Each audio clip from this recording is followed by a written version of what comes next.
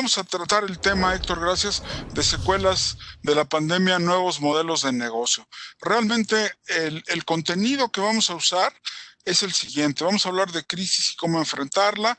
Vamos a hablar de qué hacer ante la crisis. Vamos a hablar un poco de qué son los modelos de negocio y vamos a empezar a bosquejar planes de acción para enfrentar la crisis.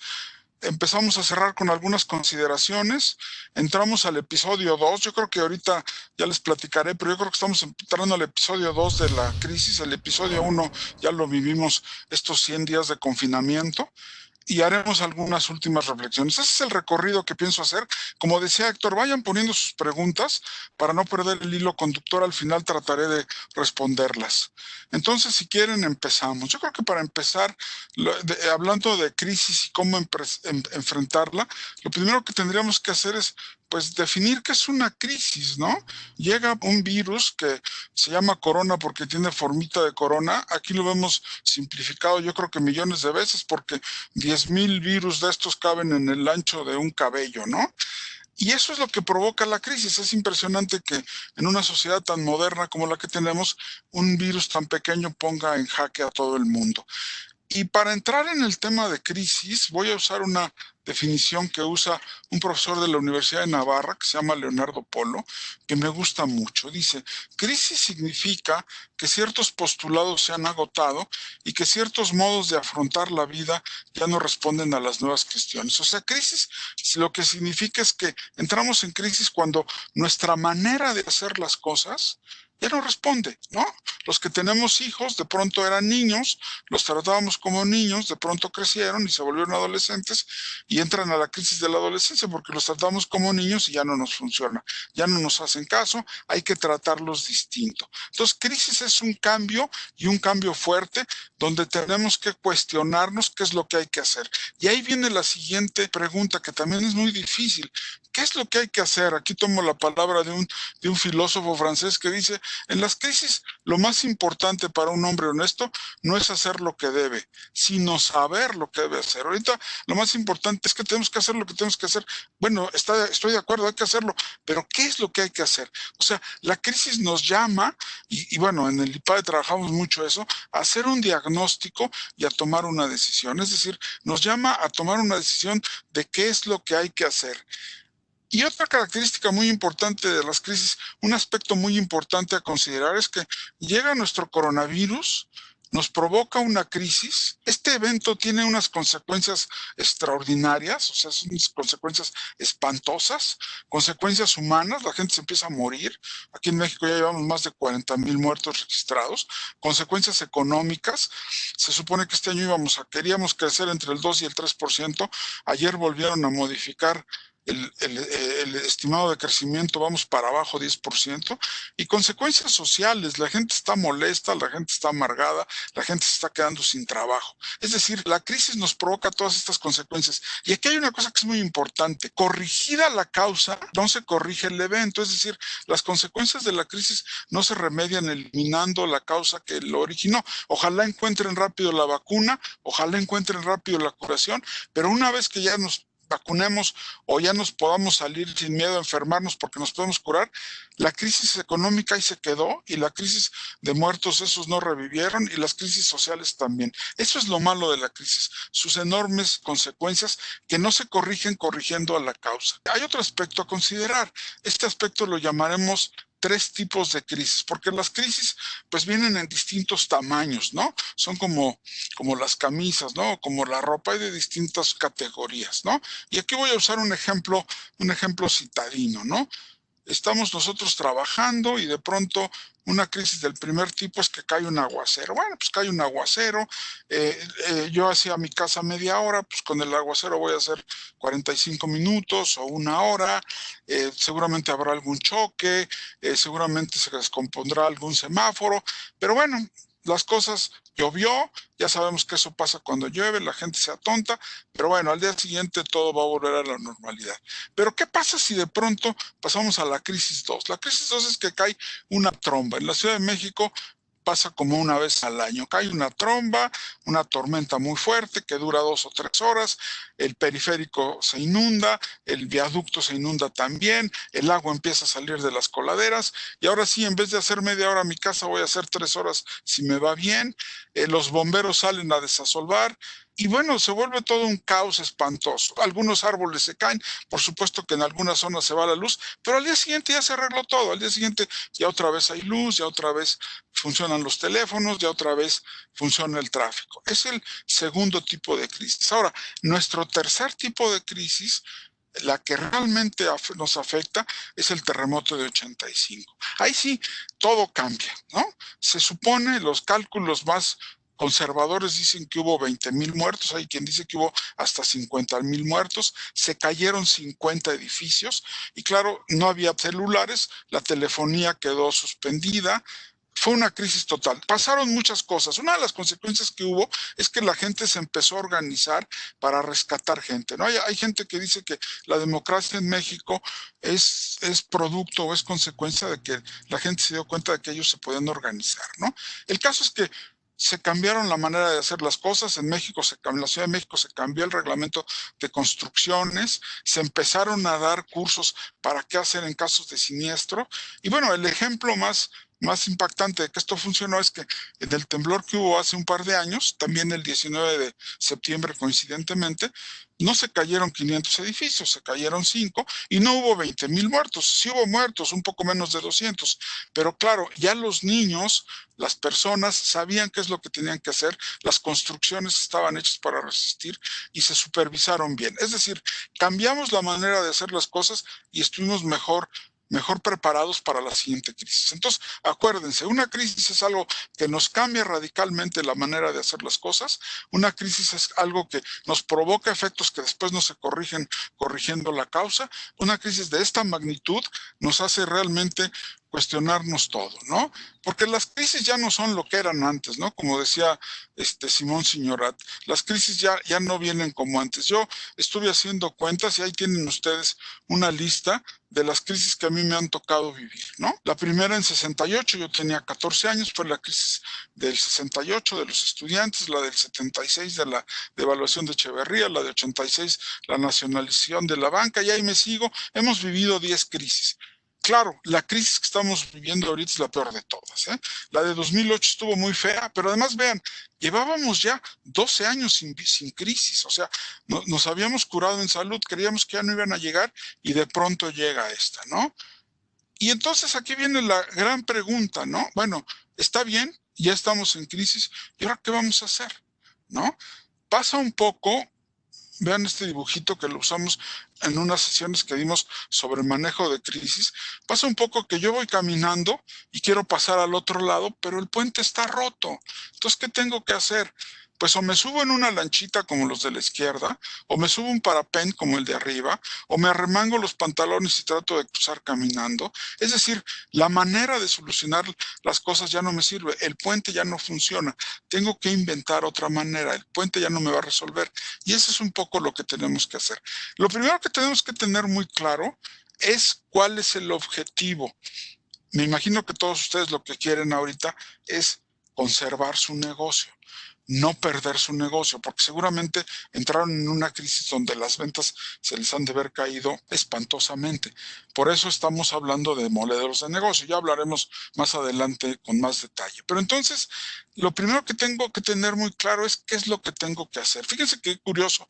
Este abril de 2020 marca el 50 aniversario de esta misión, la misión Apolo 13, que después hicieron una película muy buena que les recomiendo mucho. Hace 50 años estos 3 astronautas salieron a la Luna en un cohete Saturno V, ya habían recorrido 280,000 kilómetros, es decir, el 97% del viaje, y faltándoles unos cuantos kilómetros, les explota un tanque. Les explota un tanque y eso hace que se les acabe el oxígeno. Se quedan con muy poco oxígeno. El oxígeno era muy importante porque lo tenían que utilizar como combustible y lo tenían que utilizar para respirar. Entonces, en ese momento se tienen que plantear algo muy difícil de plantearse. Es decir, ya no podemos bajar en la Luna. ¿Por qué? Porque ya no tenemos los recursos que teníamos. Ese plan ya no sirve. Nuestro nuevo plan es regresar sanos y salvos. Y entonces, todas las decisiones que toman son para regresar sanos y salvos. Se les acaba el oxígeno, se les está acabando la electricidad, tienen que apagar la computadora para no gastar electricidad y volverla a prender cuando ya vayan de regreso a la Tierra. No tienen combustible, entonces aprovechan la fuerza de gravedad de la Luna para darle la vuelta, agarrar vuelo y regresar. En fin, tienen que tomar una bola de decisiones siempre pensando en regresar sanos y salvos. Y esa es una de las cosas que tenemos que aprender en una crisis. Lo primero que hay que hacer es decir qué es lo que quiero y inmediatamente todas las decisiones que voy a ir tomando se van a ir alineando a eso que es lo que quiero. Aquí pasa un poco, y aquí Héctor se acordará de este ejemplo que usamos mucho en el IPADE, que lo que hace a ustedes directores distintos es el saber prudencial. ¿Qué es el saber prudencial? Es lo que ustedes aplican cuando tienen un problema, cuando tienen una situación distinta, que no está en un libro o que no está en los textos que usaron cuando hicieron la licenciatura. Tienen una situación distinta, tienen un problema, y lo primero que hacen es diagnosticar para saber dónde están. Ya que hicieron un buen diagnóstico, deciden, toman una decisión, deciden a dónde ir, y ya que tomaron esa decisión, ejecutan, es decir, llevan a cabo su decisión, logran lo que se propusieron.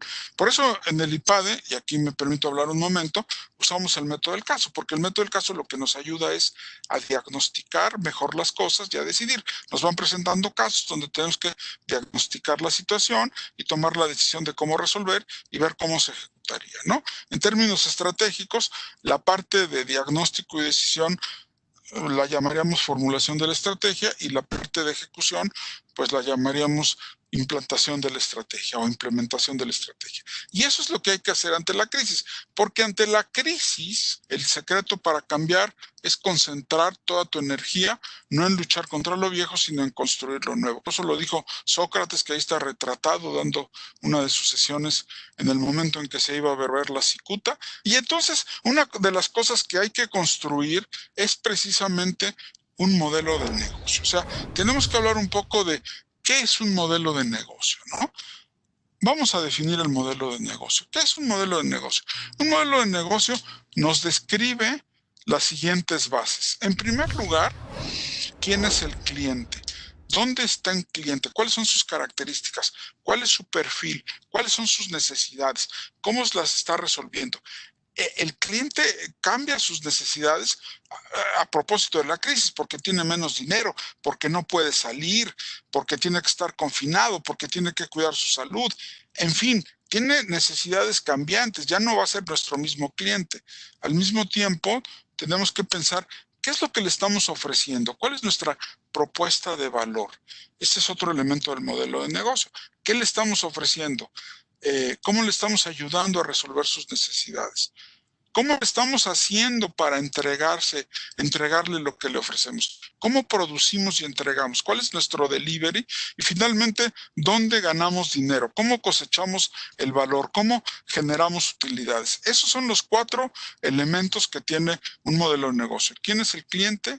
¿Qué le estamos ofreciendo? ¿Cuál es nuestro producto o servicio? O mejor dicho, propuesta de valor. ¿Cómo hacemos esa propuesta de valor? Y ¿cómo cosechamos? ¿Cómo cosechamos el valor, ¿no? A la parte de producir, los americanos le llaman delivery, por eso le puse ahí delivery. Vamos a ver un ejemplo muy rápido que todos ustedes conocen de un modelo de negocio que ha resultado muy exitoso, que es nada menos que Domino's Pizza, ¿no? Domino's Pizza, pues vamos a empezar. ¿Quién es el cliente de Domino's? Bueno, pues ahí lo tienen ustedes, ¿no? O están en una junta en el trabajo y se alargó y quieren comer algo, o están viendo un partido de fútbol y quieren comer algo y no quieren cocinar, o simplemente es una reunión de amigos y bueno, pues de pronto alguien quedó de llevar la comida y piden unas pizzas, ¿no? Ese es, digamos, el cliente que lo que quiere es comida buena, de cierta calidad, y que se le entreguen a domicilio. Y lo que le ofrecemos nosotros es precisamente esa propuesta de valor. Bueno, en primer lugar, una pizza, ¿verdad? Pues por supuesto, pero es una pizza muy particular porque es a la hora que tú quieres, en el lugar que tú quieres, con los ingredientes que tú elijas dentro de la gama de ingredientes de Domino's, hecha a la medida, a tu medida, porque es donde tú quieres, a la hora que tú quieres y con los ingredientes que tú quieres, garantizada, te la entregan en 30 minutos. Yo ya no sé si todavía tienen la garantía de si no es gratis, pero sí te la garantizan o por lo menos te reponen algo. Y esa es tu propuesta de valor. Ahora, ¿cómo le hago yo para poder entregar esa propuesta de valor? O sea, ¿qué es lo que tengo que hacer para lograr que esa pizza llegue a la hora que tú quieres, en el lugar que tú quieres, en el momento en que tú quieres, con los ingredientes? Pues ahí ya es la hora donde yo me organizo para producir y entregar, ¿no? Hay una señorita que está tomando el pedido, al tomar el pedido lo está capturando, al capturarlo salen dos hojitas, una hojita se va a las cajas que ven ustedes atrás para repartirla, otra hojita se la dan al señor del fondo que está armando la pizza, y al mismo tiempo, ya que la armó, la meten a un horno. No sé si han visto los hornos de Domino's Pizza. No tienen puerta, tienen una banda sin fin, echan la pizza de un lado y cuando sale del otro lado ya está horneada. Se tarda como 12 minutos. Ya que sale, la suben rápidamente a una motocicleta y te la reparten. Es decir, fíjate cómo, y bueno, y además con esto de la pandemia, la entrega es con cero contacto, ¿no? Fíjense cómo todo está ordenado alrededor de poder entregarte bien esa pizza y después ya te la cobran. Entonces, el modelo de negocio tiene muy bien identificado al cliente, tiene muy bien identificado el producto que le ofreces, tiene muy bien identificado cómo le haces para entregarlo y, claro, cómo ganar dinero, ¿no? Otro ejemplo que también ustedes conocen, y este se los platico rápidamente porque es muy conocido, es el de Netflix, ¿no? Netflix, el servicio este de streaming de películas, ahí está el fundador, Reed Hastings, ¿no? Que dice, si el secreto de Starbucks es que sonrías cuando te dan tu café, porque te lo hicieron a la medida, el secreto de Netflix es que Netflix se adapta a tus gustos. Por eso te van preguntando y por eso cuando prendes la pantalla te preguntan quién eres, porque ya tienen muy bien registrado en una base de datos cuáles son tus gustos para hacerte sugerencias, ¿no? Netflix es una empresa que, bueno, si nos ponemos nostálgicos, se acordarán ustedes de Videocentro, pero después vino un gigante, una empresa que fue súper exitosa, pero que ya quebró, que se llamó Blockbuster, y Netflix. Y esto nos sirve para reflexionar un poco sobre modelos de negocio. Simplemente algunos datos muy rápidos de Netflix. Se fundó en 1997. La leyenda dice que a Reed Hastings se le olvidó devolver Apolo 13, hablando de Apolo 13 que hablamos hace rato, y le cobraron $40 de multa. Entonces le dio mucho coraje y fundó Netflix. No sé si sea cierto, pero el caso es que ahí está la leyenda. En 2006 tenían 70,000 títulos, rentaban DVDs, tenían 55 millones de DVDs y tenían 6 millones de suscriptores. Tenían un sistema por computadora donde tú te apuntabas y entonces ellos te enviaban por correo la película.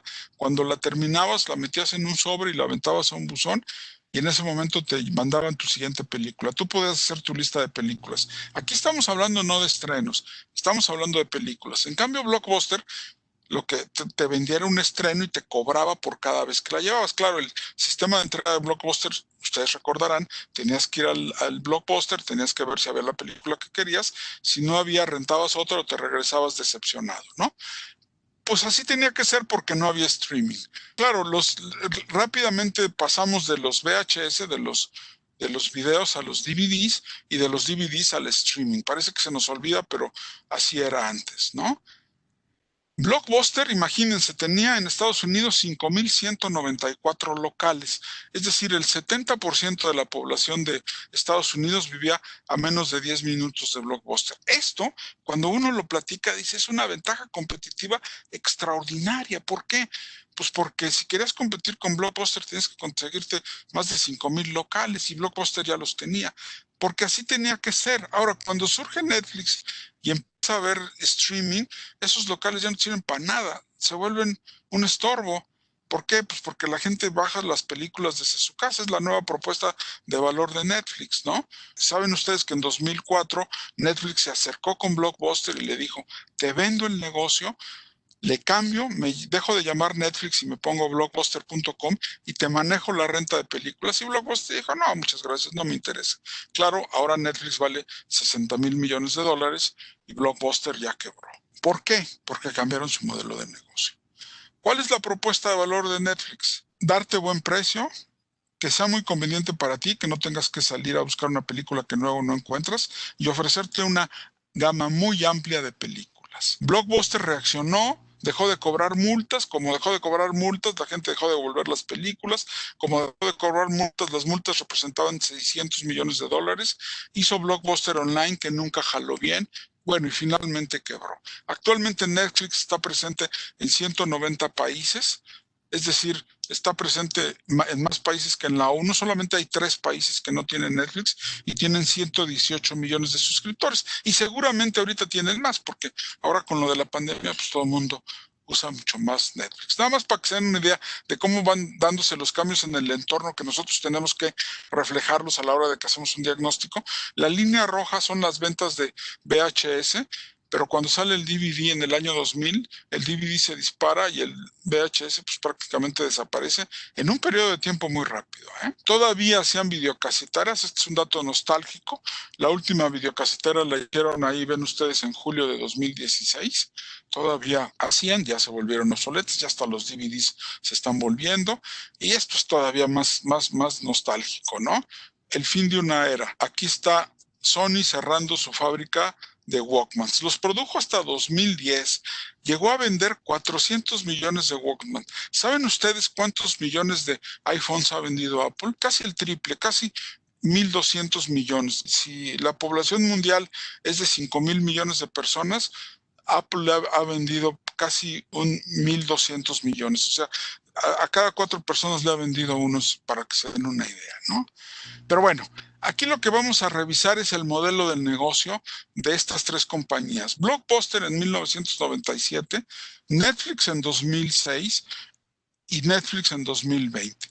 Y aquí tenemos nuestros elementos, el mercado y el segmento y el cliente, la propuesta de valor, cómo entregamos y cómo cosechamos el valor. Entonces ahí vamos, es una grafiquita que lo único que pretendo con ella es que ustedes vayan viendo que los modelos de negocio se van modificando. En 1997 Blockbuster te rentaba una película, tenía 5.198 locales y rentaba estrenos. Su cliente era una persona que quería ver un estreno. ¿Cómo te entregaba el servicio? Ibas al local, recogías la película, la tenías que devolver. Si te retrasabas, te cobraban una multa. ¿Cómo te cobraban? Por película. Tenían un catálogo y también tenían películas de catálogo a menor precio y te vendían videos. Entra Netflix, primero te hacía una renta mensual con derecho a 3 películas, no tenía locales, tú los pedías por tu computadora y te llegaban, no había multas, tú agarrabas tu sobrecito, echabas un buzón. El segmento no es alguien que quiera tantos estrenos, sino que quiera tener catálogo. Su base de datos es muy importante. Te llegaba tu DVD por internet, se usaba mucho el correo y tú pagabas una renta mensual que te daba derecho a 3 películas. Esto cambió en 2007 y ya para 2020 lo que te ofrecen es streaming ilimitado a nivel global. Tú te vas a Estados Unidos, a Europa, a Japón y puedes entrar a Netflix. Puedes tener varios usuarios simultáneamente. Tiene muy buena relación con los clientes. Tiene perfil para cada cliente. ¿Cómo te entregan el servicio? Como las pizzas de Domino's, en cualquier lugar, a cualquier hora y siguiendo tus gustos. O sea, te están entregando a la medida. No sé si ustedes lo sepan, seguramente sí, pero cuando tenías que tomar un avión, bajabas una película de Netflix, la tenías ahí en tu iPad o en tu teléfono o en tu computadora y la podías ir viendo en el avión. O sea, se volvió realmente muy conveniente.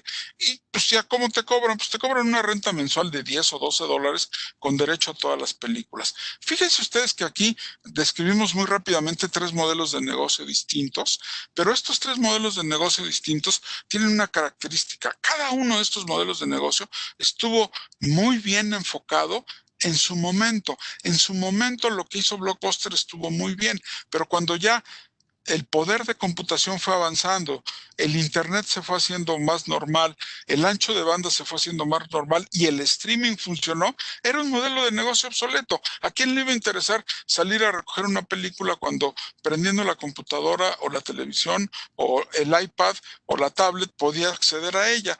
¿A quién le gustaba ir a recoger una película que a lo mejor no había? cuando aquí, pues si está en el catálogo, está y la puedes rentar.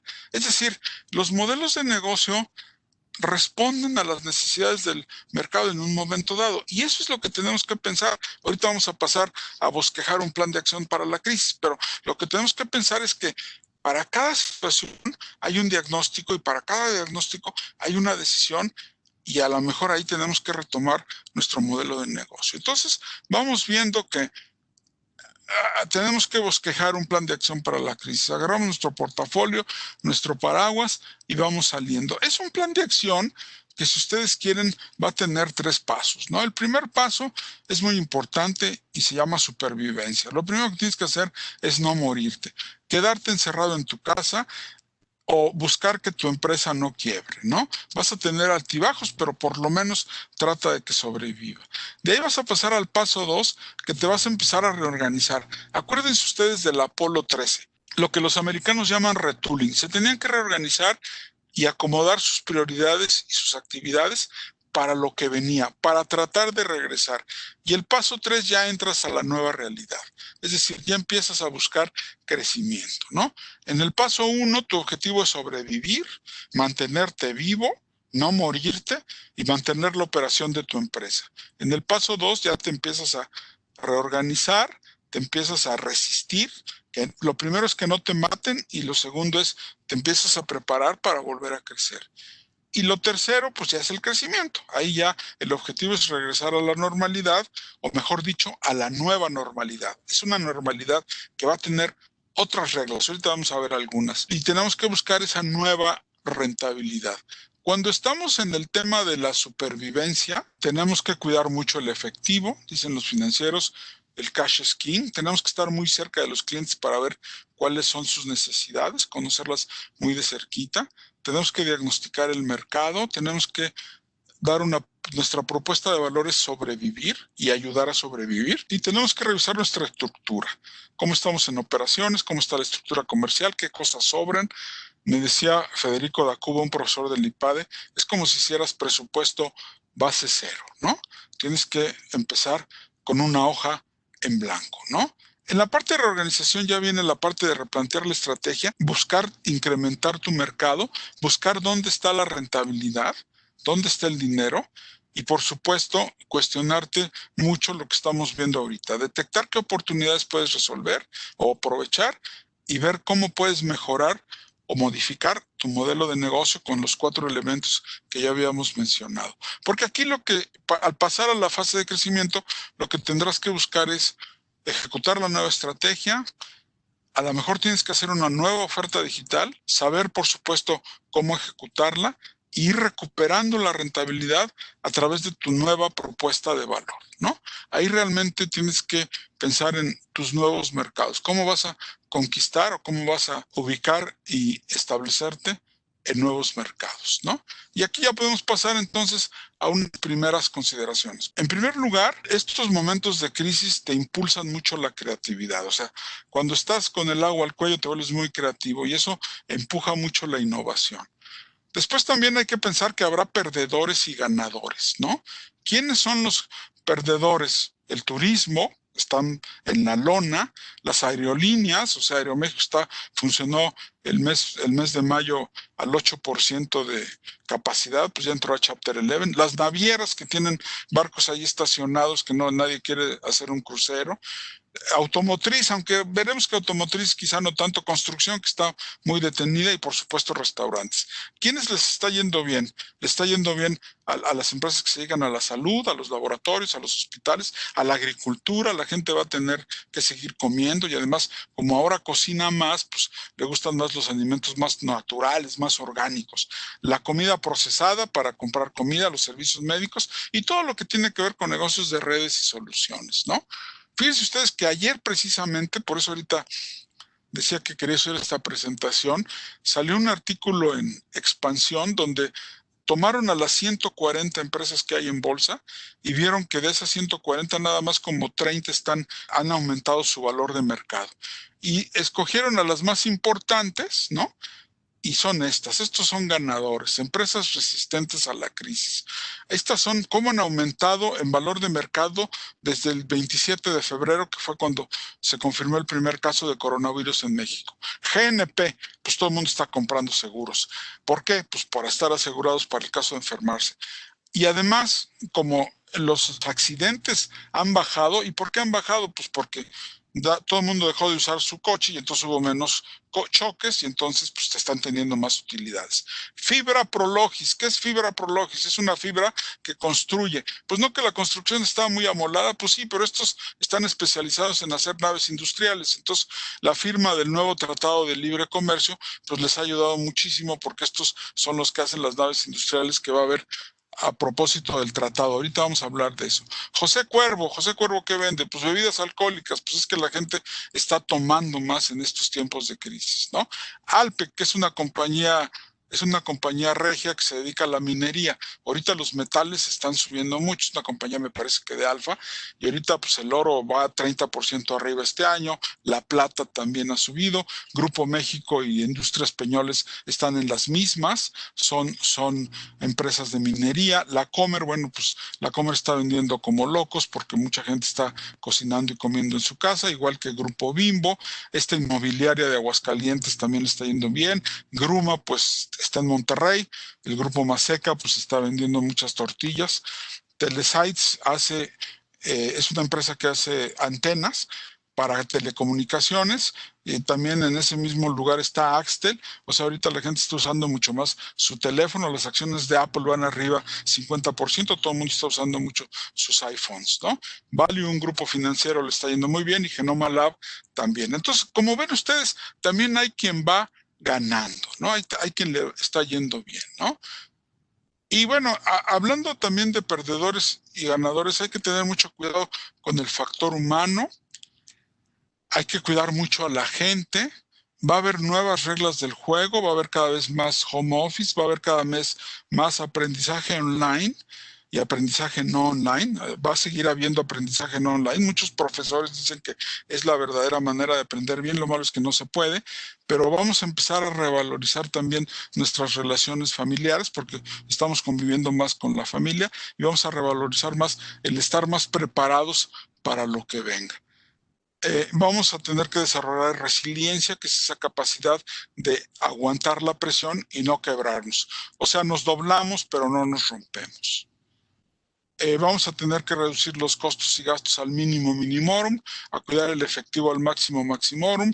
Vamos a tener que pensar en escenarios catastróficos, si no es que ya los estamos viviendo, escenarios en que las ventas se caen entre 50 y 70% y es muy difícil conseguir recursos. Hay que conciliar y no enfrentar dilemas diabólicos, que es cierro, quiebro y pierdo todo, o los pongo a todos a trabajar y se enferman y los pongo en peligro de muerte. Bueno, pues tenemos que encontrar, dirigir es conciliar esos intereses, ¿no? Y hay que escanear mucho el entorno, hay que estar cada vez más preparados, hay que ser mucho más proactivos, hay que buscar mucho más oportunidades, ¿no? Un ejemplo de creatividad que a mí me gusta mucho, que lo vi hace poco, se los paso hasta en inglés, es este aeropuerto en Lituania, que pues la verdad es que ya nadie está volando, el aeropuerto está cerrado, entonces lo volvieron autocinema. Pues ya tenían espacio, se consiguieron una pantalla, entonces la gente va a ver el cine en su coche, ¿no? Como en los autocinemas de antes. Claro, la gente pues quiere ir al cine, pero no puede porque los cines están cerrados, porque pues hacen contagios adentro. Entonces estos amigos ya lo hicieron y seguramente esto lo leyeron en Walmart, porque ¿qué creen? En Walmart en Estados Unidos están transformando los estacionamientos en autocinemas, ¿no? Los autocinemas a partir de agosto van a usar sus estacionamientos para proyectar películas. Es decir, tenemos las instalaciones, no está yendo nadie a Walmart, pues vamos a usar el estacionamiento para que la gente pueda ir al cine, porque no puede ir al cine como normalmente iba. Y aquí pasa una cosa muy curiosa.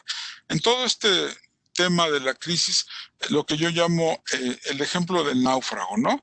El ejemplo del náufrago consiste en lo siguiente. Imagínate que tú vas en un barco y se hunde. Imagínate que no te tocó lugar en la lancha salvavidas y que estás ahí flotando en medio del océano. Tu primera reacción va a ser no morirte, sobrevivir. O sea, vas a tratar de flotar. Pero si solo haces eso, te vas a morir porque te vas a cansar y te vas a ahogar. Entonces, tienes que ir hacia tierra firme, tienes que tratar de salir de ahí. Y si ves la tierra firme, pues qué fácil, te pones a nadar hacia ella. Y si no, pues mira, te imaginas hacia dónde está, porque más vale que te mueras tratando de salvar tu vida a que te mueras por indecisión, por no tomar una decisión, ¿no? Normalmente no tienes todos los elementos a la mano, ¿no? Entonces, eso nos marca muy bien los dos pasos que yo les mencionaba. Primero, flotar y seguir vivo. Segundo, esperar de manera proactiva lo que viene. Y es que aquí entramos al episodio 2. Ya pasó la seclusión y ya entramos al episodio 2. Es como esas películas, ¿no? I love sequels, dijo Schwarzenegger cuando tomó posesión como gobernador de California en su segundo periodo, ¿no? Seguramente se estaba acordando de la sequel de Terminator 2, que yo creo que es mejor de Terminator 1. O sea, me gusta la segunda parte. Entonces, pues vamos hacia adelante. Es cierto que estamos entre el abatimiento y la esperanza. Este es una editorial que publicó Enrique Quintana en El Financiero a la semana pasada y dice, hay razones para estar abatido, pero hay razones de esperanza, ¿no? Para estar abatido, bueno, pues la pandemia y sus tremendos efectos, entre otros la crisis económica que ya platicamos, la polarización, desafortunadamente se está polarizando mucho la sociedad, ¿no? Lo cual no es bueno, y la falta de opciones que para votar, opciones para cambiar. Pero la esperanza la tenemos con el Tratado de Libre Comercio, que nos da cierta certidumbre a largo plazo, y además nos ayuda a que Estados Unidos ahorita esté con problemas económicos con China, porque eso significa que muchas plantas se van a venir a México. La resiliencia de las empresas y de los trabajadores. En México ya hemos vivido crisis, no es la primera que vivimos, claro que es la peor, pero hemos salido de otras también muy feas. La aceleración del cambio, cada vez somos todos nosotros los que estamos trabajando en nuestra casa mucho más eficientes, mucho más productivos, estamos aprovechando mucho mejor el tiempo y las herramientas, y por supuesto la densidad social. La densidad social quiere decir que en las urnas votamos algo hace 2 años y el año que entra podemos votar y rectificar. Esa es la fuerza de la democracia.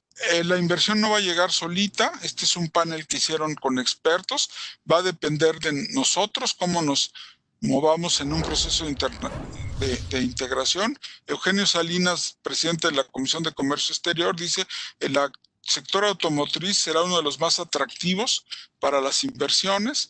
De hecho, el sector automotriz, vean ustedes cómo dio un rebote.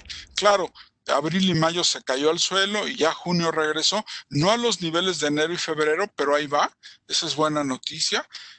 Cada vez venden más online, vean ustedes la caída de las ventas, pero vean ustedes que el aumento de las ventas de automóviles por internet, ya 15% de las ventas son por internet, compras los coches por online. Y bueno, está la cosa del Tratado de Libre Comercio, es decir, la oportunidad está en sectores como el agro. Acuérdense ustedes que el 18% del Producto Interno Bruto del mundo está concentrado en México, Estados Unidos y Canadá. O sea, cualquier país daría lo que sea por estar junto a Estados Unidos y tener un tratado de libre comercio con ellos, porque estamos en una zona de mucho crecimiento. Ven ustedes nada más cómo ha aumentado la exportación automotriz, ¿no? Y en este sentido, las exportaciones, este es el periódico, me parece que de el martes, de antier. Vean ustedes cómo van aumentando las exportaciones. Se cayeron en mayo tremendamente, pero ya rebotaron, ya ven la luz atrás del encierro. O sea que sí también hay oportunidades, ¿no? Los pedidos manufactureros, ahí se ven cómo van subiendo. Y México es un país mucho más complejo de lo que nosotros pensamos, ¿no? En 1982, que no es hace tanto tiempo, exportábamos 28.000 millones de dólares, casi todo era petróleo. En 93, antes del Tratado de Libre Comercio, exportábamos 66.000 millones de dólares. El año de 2018 exportamos 489.000 millones de dólares, es decir, 15 veces lo que exportábamos en 82. Además, vean, ya no exportamos petróleo. De hecho, petróleo nada más es el 4.8%. Exportamos automóviles. Somos el quinto productor mundial de automóviles. Exportamos computadoras, exportamos cerveza, exportamos oro. Todo lo que está de la derecha es minería. Es decir, somos un país mucho más grande de lo que nosotros los mexicanos creemos, inclusive comparado con algunos de nuestros pares, ¿no? Todo el mundo habla de Brasil. Bueno, nosotros en 2018 exportamos 489 mil millones de dólares. Brasil, la mitad, 263. Chile, que también es otro milagro económico, 82, la quinta parte. Y Venezuela, que a veces dicen que nos vamos pareciendo a Venezuela, pues apenas 30 mil millones de dólares. Es decir, menos de la quinceava parte de lo que exportamos nosotros. O sea, somos un país mucho más complejo que los demás países latinoamericanos y pues podemos compararnos con España. O sea, en 2018 exportamos 489 mil millones de dólares. España exportó 479 mil, o sea, exportamos más que ellos. Ellos, por supuesto, su principal exportación es viajes y turismo, pero vean ustedes todos los campos que tenemos en México. Es decir, seamos optimistas, ¿no? ¿Cuáles son las tendencias que vienen? Pues en primer lugar el comercio electrónico, todo el mundo está comprando más por Amazon. En segundo lugar la entrega con drones, que ya se está volviendo cada vez más popular. En tercer lugar los pagos digitales, cada vez estamos pagando más desde nuestro teléfono, desde nuestra computadora, desde nuestro smartphone. Las videoconferencias, bueno, pues ahorita es un ejemplo, estamos en una videoconferencia platicando todos nosotros. Los vehículos autónomos, que cada vez se están volviendo más una realidad. Los monitores de salud portátiles que nos están checando, pues ya nada, no nada más el ritmo cardíaco, sino también la presión y hasta las horas de sueño, ¿no? La fabricación en tercera dimensión que nos permite ser muy flexibles en cosas de manufactura y bajan mucho los costos de inventario. Si me falta una pieza, inmediatamente la encargo y no tengo que tenerla almacenada. Las aplicaciones móviles de voz, donde ya podemos dar instrucciones de lejos y ya podemos tener traductores simultáneos, ¿no? El otro día me estaban diciendo que ya con el teléfono casi te hablan y tú escuchas la traducción en el mismo acto. Y bueno, por supuesto, el aprendizaje en línea, todo el mundo estamos aprendiendo de las computadoras, nos estamos volviendo muy hábiles para ello, y la robótica inteligente, es decir, cada vez hay más robots que nos están ayudando a hacer las cosas. Esas son como las principales tendencias. La primera reflexión es una reflexión final importante. No estamos viviendo una época de cambios, estamos viviendo un cambio de época. Esto lo dijo María Teresa Arnal. Es decir, estamos muy acostumbrados que sí hay muchos cambios. No, espérate, este no es una época de cambios, este es un cambio de época.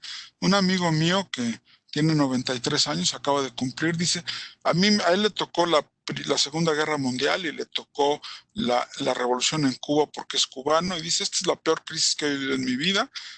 Y te voy a decir una cosa, el siglo XXI empezó con la pandemia. Esto es lo que marca realmente la llegada del siglo XXI.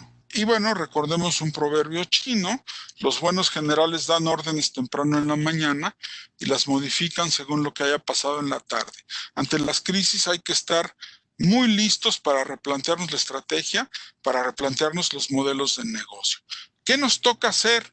Pues hemos adquirido habilidades en estos días, no me digan que no, estos días que han estado encerrados, seguramente hemos adquirido habilidades. No sé si se acuerdan del programa de los Muppets, pero así empezaba con todos los muñequitos. Esto me recuerda a las juntas vía Zoom, pero también nos hemos vuelto muy duchos en hacer home office y trabajar de nuestra casa.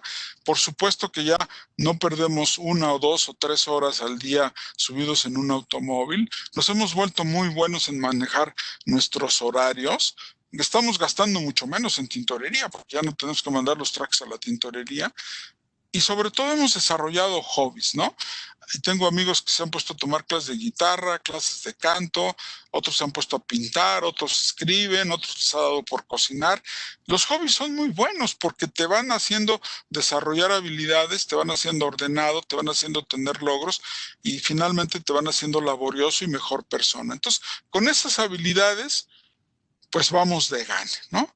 Vamos de gane. Y ya en serio, esto lo decía Virginio Gallardo, un consultor español, estos 60 días de confinamiento, bueno, ya son 100 días de confinamiento, han acelerado 6 años la digitalización del mundo, ¿no?